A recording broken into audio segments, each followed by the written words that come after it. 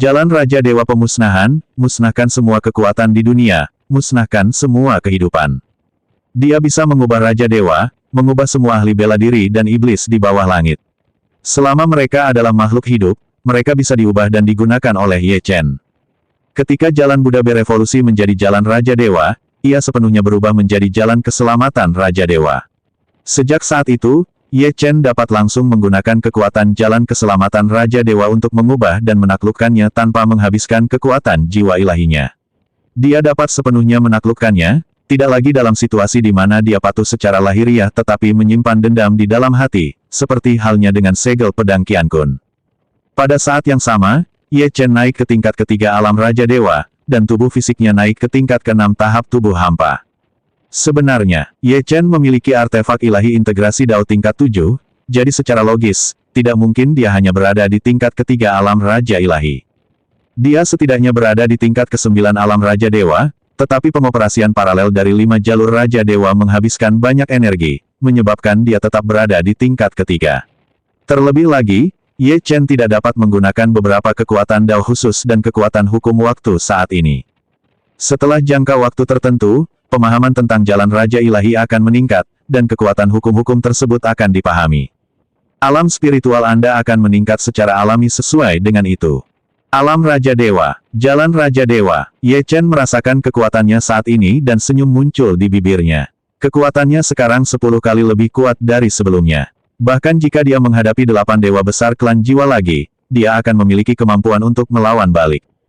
Dia menyerap 5 jalur Raja Ilahi dan merenungkan situasinya sendiri. Situasiku saat ini agak mirip dengan saat aku memasuki alam ilahi.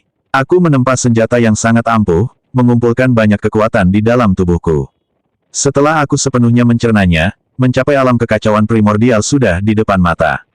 Seketika itu juga, Ye Chen mengepalkan tangannya memberi hormat kepada ketiga dewa tersebut, sambil berkata, "Selamat kepada ketiga guruku atas keberhasilan mereka menembus ke alam berikutnya. Sekolah esoterik Buddha emas kami akan segera dibangun kembali. Tak lama lagi, sekteku akan terkenal di seluruh benua, dan para bajingan di alam iblis itu akan gemetar di hadapannya."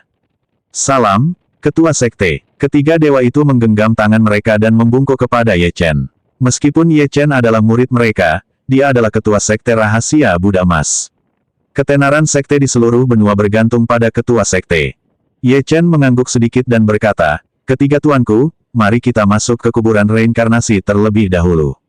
Ia tiba di kuburan reinkarnasi, mengepalkan kedua tangannya memberi hormat kepada para gurunya yang lain, dan dengan sungguh-sungguh berkata, "Para guru, mohon jangan khawatir. Begitu murid kalian memiliki kekuatan tempur yang hebat, aku pasti akan menyelamatkan kalian semua." Bagus. Dewa Pedang Es dan ketiga Dewa Agung menjawab satu demi satu, hati mereka dipenuhi dengan kegembiraan yang luar biasa. Ketiga Buddha emas tersebut berhasil menembus tingkat kultivasi mereka dan menjadi 3 Buddha ilahi, semua berkat Ye Chen. Karena Ye Chen telah membuat janji seperti itu kepada kita, maka wujud asli mereka pasti akan mampu membebaskan diri dari kesulitan ini. Menyadari urgensi situasi, Ye Chen mulai berjalan keluar dari formasi naga jiwa 10.000 tahun. Dengan tingkat kultivasinya saat ini, dia tidak lagi takut akan kerusakan akibat lingkungan khusus yang terbuat dari magma dan badai. Di cabang ke-7, 3 pendekar bela diri di alam penciptaan di paviliun tampak bingung, sesekali menatap formasi naga jiwa 10.000 tahun. Namun, karena sifat khusus formasi tersebut, mereka tidak dapat melihat situasi di dalamnya. Cermin langit dan bumi dari Immortal Ling Yun juga hancur, yang membuat semua orang semakin terkejut. Cermin langit dan bumi telah hancur. Anak hina Ye Chen itu pantas mati. Yang mulia abadi Ling Yun agak kecewa. Dia mengira anak ini bisa selamat, tetapi dia begitu sombong sehingga menghancurkan sarang naga tempat klan jiwa menanam rumput naga jiwa berusia 10.000 tahun, menyebabkan naga jiwa langit dan bumi mengamuk dan bahkan cermin langit dan bumi hancur berkeping-keping.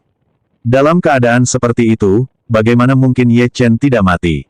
Naga jiwa langit dan bumi. Awalnya hanya roh formasi, namun ia tetap memiliki kekuatan tempur tingkat ke-7 atau ke-8 dari alam integrasi Dao. Ye Chen benar-benar berani melancarkan serangan mendadak terhadap naga jiwa surgawi dan bahkan memancingnya keluar. Perilaku seperti itu sungguh berani sekali. Itu sama saja dengan membuang hidupmu begitu saja. Tapi dia berhasil. Namun, dia menghancurkan sarang naga klan jiwa tempat mereka membudidayakan rumput naga jiwa 10.000 tahun, yang menyebabkan ditemukannya naga jiwa langit dan bumi. Bahkan setelah ditemukan, dia melukai naga jiwa langit dan bumi dengan parah, memaksanya untuk melepaskan kekuatan yang ditinggalkan oleh tetua istana jiwa. Seandainya ini terjadi di waktu lain, jika ada murid dari istana roh abadi miliknya yang melakukan hal seperti itu, dia akan memuji mereka dan menganggap mereka memiliki keberanian yang patut dipuji dan potensi untuk menjadi seorang ahli sejati. Namun, ceritanya berbeda jika orang yang membuatnya adalah Ye Chen. Meskipun Yang Mulia Abadi Ling Yun menghargai bakat, dia hanya menghargai para jenius yang dapat dia kendalikan. Jika sudah di luar kendali, dia akan segera menghentikannya sejak awal. Klan Jiwa, Sarang Naga, Naga Jiwa Langit dan Bumi. Bei Gong Hongtian terkulai di kursinya seperti terong layu, wajahnya penuh kekecewaan. Oh tidak, Ye Chen sudah meninggal. Sang Patriark akhirnya memutuskan untuk berinvestasi padanya dan bahkan bersiap membantunya, tetapi dia dibunuh oleh naga jiwa surgawi. Membayangkan adegan ini, dia tak kuasa menahan diri untuk berteriak dalam hati, Ye Chen, dasar bocah sombong, jangan gegabah dan cari masalah. Aku sudah berencana menikahkan putriku denganmu, dan kau malah meninggal dunia. Dasar bajingan, mereka mengkhianati antusiasme sang patriark terhadap investasi dan bahkan menghancurkan sarang naga, bersama dengan begitu banyak rumput naga jiwa kuno. Seandainya tetua tertinggi keluarga tidak bersembunyi di kehampaan, aku, kepala keluarga, pasti sudah melarikan diri. Siapa tahu, mungkin si bajingan tua dari klan jiwa itu, yang tidak bisa menyerangmu, malah akan menyerangku. Tapi akulah yang membawamu ke sini. Bajingan tua itu kemungkinan besar akan membuatku kesulitan. Bei Gong Hongtian melirik anggota klan jiwa yang sudah tua, Hun Mieseng, dan berdiri di sana menatap dengan saksama, matanya dipenuhi kesedihan yang mendalam. Seketika, ia merasa seolah langit menjadi gelap. Soul Extinction, sesepuh ke-17 dari klan jiwa. Seandainya bukan karena masalah kontrak, mereka mungkin sudah pergi ke sana dan membunuhnya. Mereka mungkin sangat marah sekarang. Bajingan kecil Ye Chen itu. Membunuhnya akan sia-sia. Mata Soul Extinction sangat muram, tinjunya mengepal erat, dan dia menggertakkan giginya, berkata, kita harus mencabik-cabiknya, memakan dagingnya, meminum darahnya, lalu menempa jiwanya dengan api yang berkobar selama 1000 tahun, tidak, 10.000 tahun. 8 Dewa Agung, dengarkan perintahku. Dia meraung histeris, membanting tangannya ke meja, seketika menghancurkan meja kayu mawar itu menjadi debu. Dia meraung lagi, semua anggota klan jiwa, patuhi perintahku. Masuklah ke formasi naga jiwa 10.000 tahun dan cari mayat Ye Chen. Tetua ini akan menghancurkan tulang-tulangnya hingga menjadi debu. Tidak hanya itu, carilah sisa-sisa peninggalannya, kekuatan jiwa ilahinya yang terfragmentasi. Tetua ini tidak akan pernah membiarkannya pergi, tidak akan pernah. Soul Extinction telah menjaga lokasi strategis ini selama 10.000 tahun. Dia hanya menunggu hingga kumpulan rumput naga jiwa langit dan bumi ini matang sepenuhnya dalam beberapa tahun lagi. Setelah memanennya, dia akan menyerahkannya ke aula utama dan mungkin menerima item penyembuhan karena jasanya. Dengan begitu, luka-lukanya dapat disembuhkan dan dia dapat memulihkan kekuatan tempurnya yang maksimal. Tetapi, semuanya hancur. Semua ini gara-gara si monster bernama Ye Chen. Sekalipun kau hanya tersisa tulang dan setetes darah, Soul Extinction tidak akan membiarkan Ye Chen lolos begitu saja. Baik, Tetua, kita akan segera berangkat. Kedelapan penguasa ilahi itu melambung ke langit. 100 penjaga alam primordial juga melayang ke langit, mengikuti 8 penguasa ilahi saat mereka berangkat bersama, menciptakan pemandangan yang megah untuk mencari jasad Ye Chen.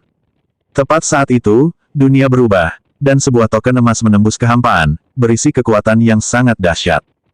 Token komunikasi milik Tetua Huntianlah yang menembus kehampaan dan tiba. Hosh, hosh, suara mendesing. Token emas itu memancarkan cahaya yang mengguncang langit dan bumi, dan sesosok hantu muncul, yang merupakan penampakan Tetua Huntian. Tetua Huntian, dengan wujud ilusi menyerupai seorang kaisar, menyatakan, Hun Mieseng, kerahkan prajuritmu untuk membunuh pemuda dalam formasi itu dengan segenap kekuatanmu. Jika kau tidak dapat membunuhnya, kepung dia dan laporkan kembali kepadaku. Kata-kata itu telah terucap. Langit dan bumi bergetar karena terkejut, dan banyak orang menatap bayangan Tetua Huntian dengan ekspresi tak percaya di wajah mereka. Ye Chen belum meninggal. Bagaimana mungkin itu terjadi? Naga jiwa langit dan bumi melepaskan kekuatan yang ditinggalkan oleh jiwa Tetua Langit.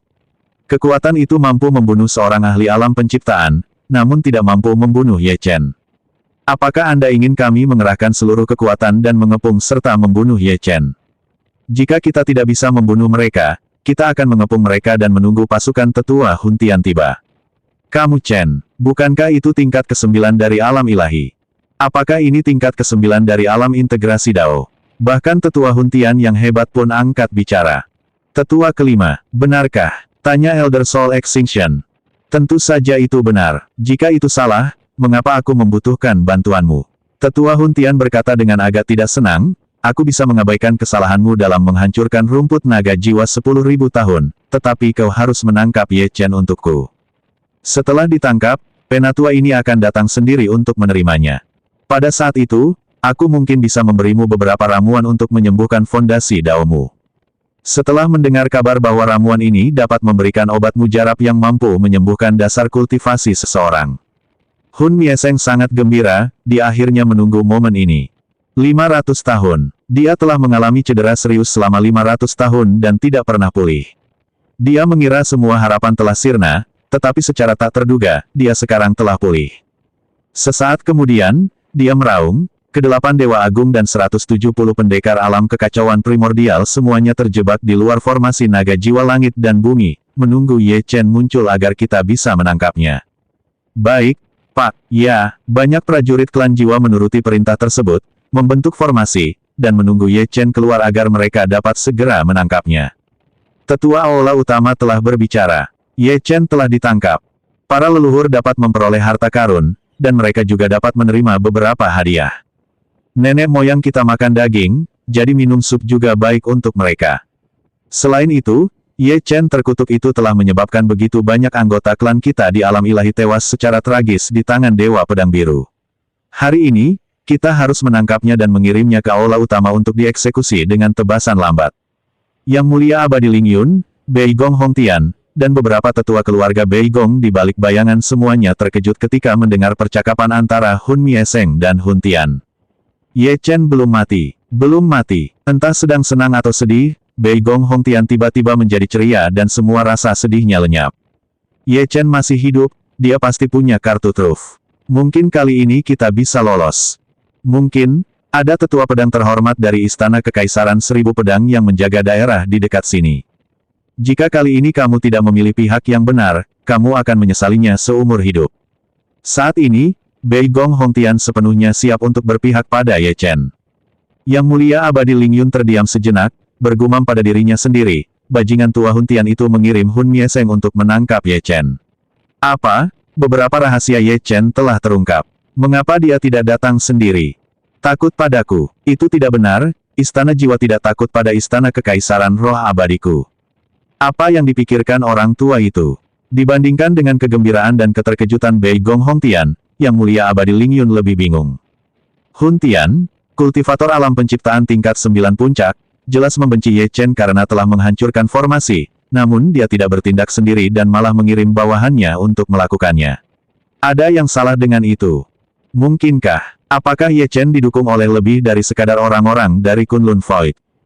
Para sesepuh dari Istana Kekaisaran 10.000 Pedang itu juga sudah tiba. Apakah Hun Tian sedang bersiap mengumpulkan kekuatannya untuk menghadapi orang-orang tua itu? Saat dia sedang berteori, serangan meletus dari ujung terluar formasi naga jiwa 10.000 tahun. Formasi raksasa yang menutupi langit itu hancur total akibat gempuran serangan. Di antara mereka, seorang seniman bela diri muda yang mengenakan baju zirah artefak abadi primordial dan memegang pedang suci perlahan berjalan keluar. Menghadapi ratusan musuh yang kuat, dia tak gentar, seperti dewa perang kuno. Tak peduli berapa banyak atau sekuat apapun musuh-musuh itu, mereka semua akan mati di tangannya. Ye Chen, dia benar-benar belum mati. Dia belum mati.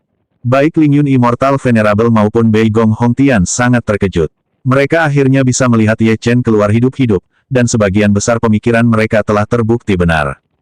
Tiba-tiba, Soul Extinction melesat ke langit, mengacungkan pedangnya dan mengarahkannya langsung ke Ye Chen, berteriak dengan marah, "Kau binatang kecil, berani-beraninya kau menghancurkan fondasi klan jiwaku. Hari ini, aku akan membunuhmu. Jika kau patuh, buang senjatamu dan lumpuhkan kultivasimu, sehingga kau terhindar dari rasa sakit fisik. Apakah kamu akan mengambil langkah?" Pak Tua, silakan lakukan. Aku sudah ingin melihatmu melakukannya. Ye Chen mengacungkan pedangnya ke arah Hun Mieseng, suaranya dingin.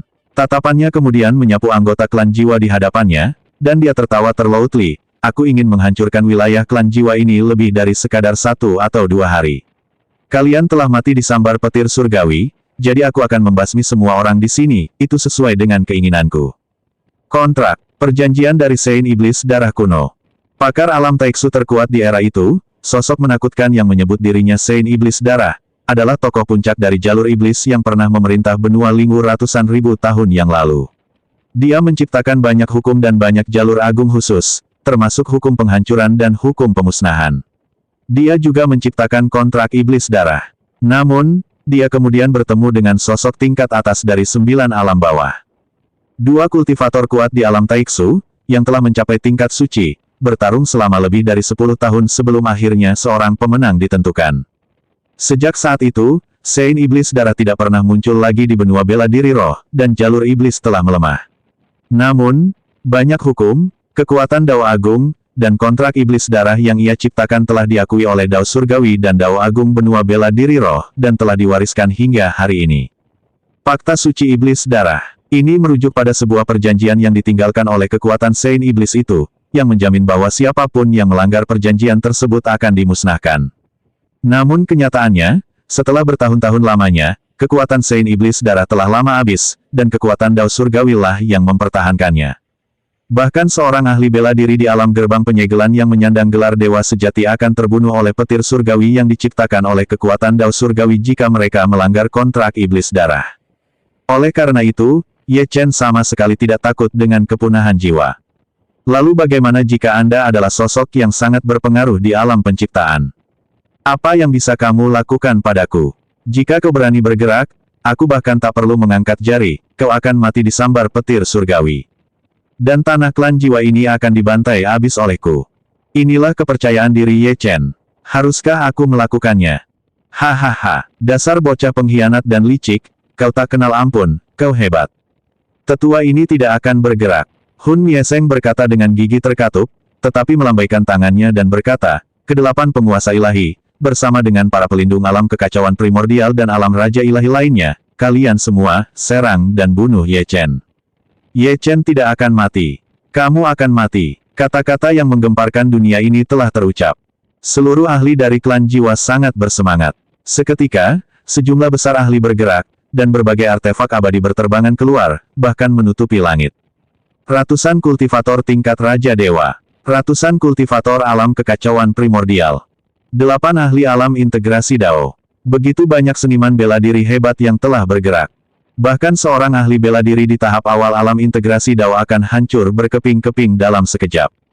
7 Tuan, tolong bantu aku. Ye Chen mengangkat tangannya dan berteriak, lalu berbagai kekuatan melonjak dari tubuhnya, berasal dari 3 dewa agung dan dewa abadi pedang es. Selusin atau bahkan ratusan artefak raja ilahi dan artefak abadi primordial yang telah disimpan sebelumnya semuanya dilepaskan sekaligus. Ledakan, bang bang bang, ribuan senjata saling berbenturan. Gempa susulan saja telah melukai banyak prajurit klan jiwa dengan parah. Ye Chen sendiri berjuang keluar dari sana, menunjukkan kekuatan tempur yang setara dengan tingkat menengah alam integrasi Dao. Dia menggunakan pedang pembunuh dewa, membunuh 17 prajurit klan jiwa di alam Raja Dewa dengan satu serangan, dan kemudian menendang 2 penjaga klan jiwa di tingkat pertama alam kekacauan primordial hingga hancur berkeping-keping. Sesaat kemudian, Ye Chen menghindari serangan dari 8 penguasa ilahi klan jiwa dan berbalik menyerang para pendekar alam raja ilahi itu. Bang bang bang, dor dor, satu demi satu, jalan para raja ilahi hancur di langit. Ini berarti jatuhnya satu demi satu prajurit dari alam Raja Dewa. Saat ini juga, suara runtuhnya jalan Raja Dewa menggema di seluruh langit, dan sejumlah besar prajurit alam Raja Dewa klan jiwa tewas secara tragis. Ye Chen tak terkalahkan di ranahnya dan telah mencapai ranah Raja Dewa. Sehebat atau sekuat apapun seorang ahli bela diri di alam Raja Dewa, mereka tidak akan mampu bertahan satu gerakan pun melawannya. Ah! Bunuh! Alam Raja Dewa, mundur! Pakar alam kekacauan primordial ada di dekat sini. Bentuk formasi dan bunuh Ye Chen. Berbarislah, kita adalah kekuatan utama. Kedelapan Dewa Agung meraung dengan suara serak, tetapi bahkan dengan kecepatan mereka, mereka tidak dapat mengejar Ye Chen. Mereka hanya bisa menyaksikan tanpa daya saat Ye Chen membantai para pendekar alam Raja Ilahi itu. Kerajaan Raja Dewa, dia mampu menjadi penguasa sebuah kota. Bahkan di wilayah klan jiwa ini, masih ada sejumlah individu yang kuat, dan lebih dari setengahnya adalah anak ajaib yang bisa maju ke alam kekacauan primordial atau bahkan alam integrasi Dao di masa depan. Saat ini, sejumlah besar dari mereka sedang sekarat di tangan Ye Chen, yang seusia dengan mereka. Hati kedelapan dewa itu berdarah melihat pemandangan itu. Monster macam apa ini sebenarnya? Puncak alam ilahi. Tahap awal dari alam Raja Dewa. Persetan. Kapan para kultivator tingkat rendah di benua bela diri roh menjadi begitu kuat? Pada saat yang sama, Kunlun Void, sekte dingin mutlak, negeri yang selalu dingin. Udara dingin yang tak berujung tampaknya telah mengubah area terlarang ini, yang belum dibuka untuk sekte Juehan selama 1000 tahun, menjadi tanah mati. Sejak kompetisi jenius yang diadakan oleh Guru Jingsui, sekte dingin mutlak telah menyambut kembali gadis suci yang telah menunggu selama 1000 tahun, dan belum ada kabar lebih lanjut. Sekalipun Kunlun Void bertarung melawan klan roh darah yang tiba-tiba muncul, sekalipun banyak sekte menjadi bagian dari Aula Cahaya, sekalipun Ye Chen menjadi penguasa Kunlun Void yang tak terbantahkan. Sekte dingin mutlak tetap bungkam. Ini seperti sekte terpencil, sama sekali acuh tak acuh terhadap segala sesuatu di luar. Di luar negeri yang selalu dingin itu, beberapa tetua sekte dingin mutlak yang sangat kuat tampak berkeringat dan tegang di wajah mereka. Seorang pria tua berjubah merah mondar-mandir sambil menggenggam sebuah jimat giok. Setelah beberapa saat, ia berhenti, menatap pria tua lain dengan aura gaib, dan berkata, "Leluhur, apakah Anda benar-benar percaya bahwa gadis suci dapat meninggalkan kekosongan Kunlun dan mencapai dao tertinggi sekte dingin mutlak?" Patriark sekte dingin mutlak menatap dalam-dalam pintu batu yang tertutup rapat dan berkata, "Kami telah menunggu gadis suci selama 1000 tahun penuh. Gadis suci memiliki tubuh beku darah api yang langka dan merupakan satu-satunya harapan sekte dingin mutlak kami. Semua orang tahu bahwa tubuh beku haus darah adalah salah satu dari 10 malapetaka besar, tetapi tidak ada yang tahu bahwa tubuh beku haus darah dapat bangkit. Setelah terbangun, tubuh haus darah dapat berubah menjadi tubuh roh haus darah yang mengejutkan banyak tokoh kuat di zaman kuno. Kau harus tahu bahwa garis keturunan iblis dianggap sebagai garis keturunan tingkat atas bahkan di benua bela diri roh." Pada saat itu, Patriark Sekte Dingin Mutlak melepaskan aura yang sangat kuat, matanya seolah tiba-tiba mengungkap sejarah yang telah lama tersegel. Semua sekte di Kunlun Void mengira Sekte Dingin Mutlakku tidak suka berkomunikasi dengan orang-orang, dan bahwa orang-orang dari Sekte Dingin Mutlakku menyendiri. Tetapi mereka sama sekali tidak menyadari dari mana kekuatan Sekte Dingin Mutlak berasal. Sekte Dingin Mutlakku bukan milik Kunlun Void, melainkan berasal dari benua bela diri roh. Istana Kekaisaran Dingin Mutlak dulunya adalah sekte terkemuka di benua bela diri roh. Jika bukan karena binatang-binatang buas itu, bagaimana mungkin Istana Kekaisaran Dingin Mutlakku bisa jatuh ke keadaan seperti ini? Begitu kata-kata itu terucap, aura dingin menusuk tubuh para tetua seperti pedang panjang. Semua tetua itu batuk mengeluarkan seteguk darah. Bahkan tetua berjubah merah pun tak mampu menahan kekuatan leluhur ini. "Nenek moyang, hentikan, aku." Orang tua berjubah merah itu berkata dengan susah payah. Sesaat kemudian, Patriark Sekte Dingin Mutlak merasakan sesuatu dan menarik auranya, dan semua orang menghela napas lega. Kekuatan leluhur itu sungguh menakutkan. Patriark Sekte Dingin Mutlak menggelengkan kepalanya dan melanjutkan, "Istana Kekaisaran Dingin Mutlak kami ada di sini hanya untuk menunggu seseorang dengan tubuh roh haus darah. Selama gadis suci membangkitkan tubuh roh haus darahnya hari ini, dia akan dapat menginjakkan kaki di benua bela diri roh dan membangun kembali kejayaan Istana Kekaisaran Dingin Mutlak. Aku ingin tahu bagaimana keadaan perawan suci sekarang. Energi dari tanah yang selalu dingin seharusnya cukup. Saat ini, di negeri yang selalu dingin, seorang wanita muda yang sangat cantik duduk bersila di atas lempengan es kuno yang misterius. Rune yang tak terhitung jumlahnya bermunculan di atas es. Rambut hitam panjang gadis itu berkilauan karena embun beku, dan diikat rapi, dihiasi dengan jepit rambut kristal es yang ditempatkan dengan sempurna. Manik-manik sebening kristal itu menjuntai dengan anggun, bergoyang di rambutnya, pemandangan yang sangat indah. Mata gadis itu seperti air, memancarkan kedinginan seperti embun beku, seolah-olah dia bisa melihat menembus segalanya. Mengenakan gaun putih, dengan pita merah muda yang diikatkan dengan lembut di lehernya, ia memancarkan sosok yang anggun dan pesona yang memikat. Seolah-olah kabut tipis menyelimutinya dari belakang, benar-benar membuatnya menjadi bagian dari dunia ini, tak tersentuh. Satu-satunya hal yang tampak janggal adalah batu pecah yang tergantung di pinggang gadis itu. Batu itu sudah tidak memiliki penghalang pelindung lagi, namun gadis itu melindunginya dengan sangat baik.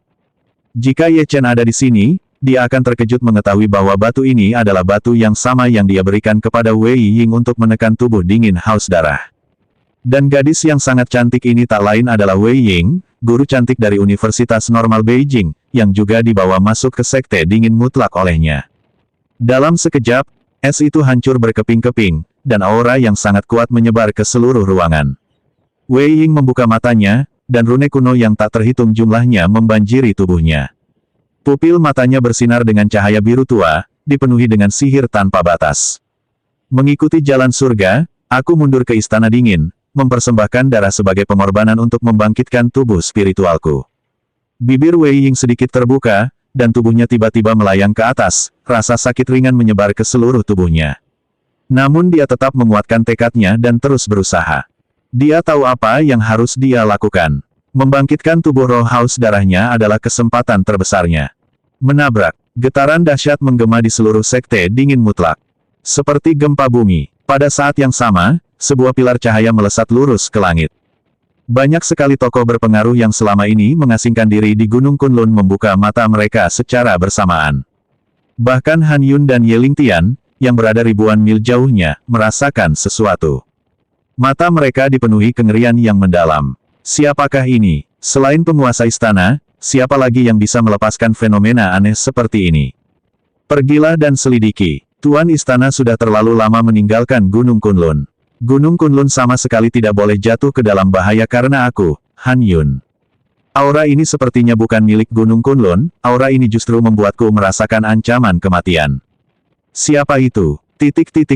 Setelah sekian lama, pilar cahaya itu menghilang.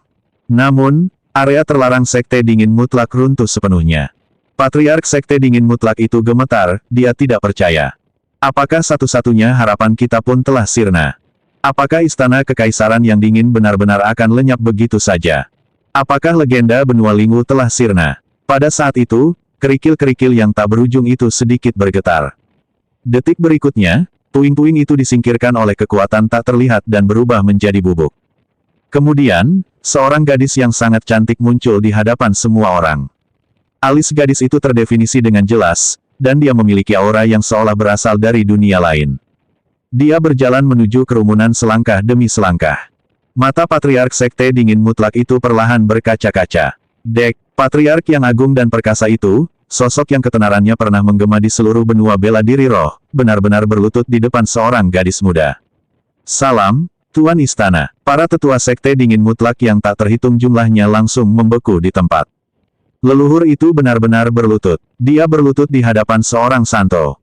Sesaat kemudian, tekanan yang sangat kuat muncul, dan semua orang berlutut. Matanya dipenuhi dengan kepasrahan. Mereka tidak punya pilihan. Patriark Sekte Dingin Mutlak tercekat karena emosi, seolah berteriak sekuat tenaga, Istana Kekaisaran Dingin Mutlak, penguasa istana tertinggi. Penguasa dunia, mengagumkan dari segala penjuru, awet muda, abadi dan tak terkalahkan. Menguasai dunia, dengan kekuasaan atas segala arah, awet muda, abadi dan tak terkalahkan. Serangkaian suara menenggelamkan segalanya, tetapi Wei Ying tidak memperhatikannya. Dengan sedikit gerakan tangan rampingnya yang sehalus giok, token giok yang berada di tangan Patriark Sekte Dingin Mutlak berpindah ke tangannya. Senyum tersungging di bibirnya saat ia menatap ke arah Ling Cheng, bergumam, Istana Kekaisaran Dingin Mutlakku telah dilanda kekacauan terlalu lama. Sudah saatnya memberitahu penduduk benua bela diri roh bahwa kami telah kembali. Benua Lingwu, mimpi burukmu telah kembali. Senyumnya memudar, tetapi tiba-tiba muncul secercah kelembutan. Mata Wei Ying dipenuhi berbagai emosi saat dia menambahkan, lagi pula, pria itu seharusnya berada di benua Lingwu, kan? Dasar bocah nakal, sudah lama sekali kau tidak datang menemuiku. Apa kau sudah lupa masa-masa kita bertetangga di Universitas Normal Beijing? Saat ini, Ye Chen tentu saja tidak menyadari apa yang telah terjadi di Sekte Dingin Mutlak. Meskipun terkadang dia berpikir untuk mencari Wei Ying, sejak insiden kolam naga, Wei Ying sepertinya menghilang tanpa jejak. Selain hilangnya klan roh darah dan Ji Si King, Ye Chen tentu saja membatalkan rencananya untuk menemukan Wei Ying. Saat ini, Ye Chen dikelilingi bahaya, dan yang harus dia lakukan hanyalah berjuang untuk keluar dari situasi tersebut. Di darat dan di udara, ratusan prajurit klan jiwa berpartisipasi dalam pertempuran, membuat area pertempuran tampak sangat kecil untuk sesaat. Gerakan Ye Chen sangat cepat, dan tidak ada seorang pun selain pendekar alam integrasi Dao yang mampu mengenainya. Begitu seorang dewa alam integrasi Dao melepaskan kekuatan penuhnya, itu bahkan bisa mempengaruhi para pendekar klan jiwa. Itulah sebabnya tidak satu pun dari 8 dewa yang berani mengerahkan seluruh kekuatannya. Satu-satunya yang bisa kita lakukan adalah menyuruh para ahli bela diri setingkat Raja Dewa untuk mundur. Bahkan mereka yang berada di alam kekacauan primordial hanya bisa tetap berada di pinggirannya. Suara mendesing. Bang! Dua energi pedang dan aura bilah pedang melayang. Pukulan itu menghantam dada Ye Chen tepat di tengah, seperti palu raksasa, membuatnya terpental. Bang! Ye Chen menciptakan kawah besar di tanah, itu adalah ulah ketiga Dewa Agung yang telah bergerak. 8 kultivator alam integrasi Dao. 1 surga tingkat pertama, 2 surga tingkat kedua, 2 surga tingkat ketiga. Masih ada 2 kultivator alam surga tingkat 4 dan 1 kultivator alam surga tingkat 5. Ye Chen melirik ke 8 Dewa Agung itu lalu berkata, dengan bantuan ketiga guruku, aku akan menahan beberapa pendekar alam integrasi Dao. Aku sendiri akan membunuh pendekar alam integrasi Dao tingkat 5 itu. Wus! 3 pancaran sinar keemasan melesat ke langit. Buddha Matahari, Buddha Bulan, dan Buddha Pengobatan muncul dari kuburan samsara, masing-masing memegang alu vajra, dan langsung menghalangi 7 pendekar alam integrasi Dao. Ketika Yang Mulia Abadi Ling Yun dan leluhur klan jiwa melihat ketiga dewa dan Buddha menakutkan yang tiba-tiba muncul, mereka sedikit terkejut. Mereka bahkan tidak menyadari bahwa ada sosok kuat yang bersembunyi di antara mereka. Secara logika, aura seperti itu mustahil bisa lolos dari indera ilahi mereka. Namun, kenyataan menamparkan mereka dengan keras. Apakah ketiga orang ini membantu Ye Chen? Sungguh menakjubkan bahwa seekor semut dari dunia yang penuh sampah memiliki kebijaksanaan yang begitu mendalam. Bagaimana mungkin itu terjadi? Dari ketiganya, hanya Bei Gong Hongtian yang mengerti apa yang sedang terjadi. Lagi pula, sekte esoterik Buddha Emas terletak di wilayah keluarga Bei Gongnya. Namun, masih ada pertanyaan di benaknya. Konon, Buddha Emas telah binasa, dan Buddha Emas itu sombong. Mereka tidak memiliki hubungan apapun dengan Ye Chen, jadi mengapa mereka membantu Ye Chen? Pada saat yang bersamaan, Ye Chen dan ketiga dewa serta Buddha tersebut berbentrok dengan para ahli dari klan jiwa. Ketiga dewa dan Buddha itu hampir tidak berada dalam posisi yang kurang menguntungkan. Sepertinya memang begitu. Ini bisa bertahan untuk sementara waktu. Ye Chen menatap dewa klan jiwa di tingkat kelima alam integrasi Dao dan berkata, ketika aku menggunakan kartu trufku, aku selalu menuai hasil yang besar. Wilayah klan jiwamu ini pasti akan hancur. Hahaha, nak, tingkat keahlianmu cukup tinggi. Seharusnya dia sudah berada di tingkat ketiga alam Raja Dewa sekarang. Dewa berjubah biru itu memasang ekspresi meremehkan, terus-menerus melancarkan segel tangan untuk menyerang Ye Chen. Dia berjuang menembus ruang seluas 10.000 meter, menghancurkan sebagian besar bangunan klan jiwa, namun dia tertawa. Saat kau pikir kau bisa membunuh lintas alam, saat kau pikir kau bisa melepaskan kekuatan tempur kultivator alam integrasi Dao tingkat 3. Lalu kenapa kau ditakdirkan untuk mati? Kau membunuh naga jiwa surgawi, itu pasti membutuhkan kekuatan yang sangat besar. Sekarang aku mampu membunuhmu. Dasar binatang kecil, aku sarankan kau terima takdirmu. Jarak antara kita terlalu besar. Begitu selesai berbicara, dia melepaskan tebasan dahsyat. Seluruh tubuhnya diselimuti kekuatan jiwa yang tak terbatas. Dia tidak hanya menahan Ye Chen dengan jiwa ilahinya, tetapi juga merobek ruang dan langsung melahap Ye Chen dengan niat pedangnya. Tingkat kultivasi Ye Chen pada akhirnya terlalu rendah. Dia mencoba melawan balik, tetapi mendapati bahwa niat pedang yang ganas itu justru mendorongnya mundur sejauh 100 meter. Sepertinya penguasa ilahi klan jiwa memang sangat tangguh. Begitu kata-kata itu terucap, Dewa berjubah hijau muncul di samping Ye Chen. Dewa berjubah hijau itu sama sekali tidak berani lengah. Lagi pula, naga jiwa langit dan bumi milik tetua istana jiwa telah tumbang di tangan anak ini. Aneh sekali, dia melepaskan ratusan tebasan kuat, masing-masing mematikan, setiap serangan memiliki kekuatan untuk membunuh seorang ahli alam kekacauan primordial tingkat lanjut. Di udara, Ye Chen nyaris tak mampu bertahan, tetapi kekuatannya dengan cepat terkuras. Ia tak kuasa menahan diri dan berkata, 4 guru, berikan aku lebih banyak kekuatan. Namun, sebuah suara marah namun tua terdengar. Tidak perlu. Muridku, kau memang sangat berbakat, tetapi waktu kultivasimu terlalu singkat, dan pemahamanmu tentang Dao masih kurang. Hari ini, para penjahat keji dari klan jiwa ini telah menindasmu begitu parah, aku tidak bisa hanya berdiri dan menonton saja. Ayolah, izinkan aku meminjam tubuhmu. Dewa penguasa yang riang gembira itu menghentikan ketiga orang lainnya dan tiba-tiba memasuki tubuh Ye Chen. Kesadaran ilahi memasuki tubuh Ye Chen, yang berarti bahwa kesadaran ilahi akan mengonsumsi energi lebih cepat. Sang dewa yang bebas takut tidak rela membiarkan muridnya dipermalukan seperti ini di benua bela diri roh. Sekalipun harus membayar mahal, aku akan membuat orang-orang ini menyesal telah menghadapi murid mereka. Ye Chen memejamkan matanya dalam diam. Seolah-olah mereka tidak peduli dengan apapun di sekitar mereka. Hal ini tampak sangat tidak masuk akal bagi semua orang. Ingatlah bahwa menutup mata saat bertempur sama saja dengan bunuh diri.